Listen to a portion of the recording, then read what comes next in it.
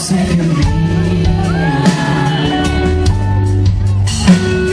Ma ora vado verso te, verdo lacrime leggere, gocce vuote che vorrei pure più della neve.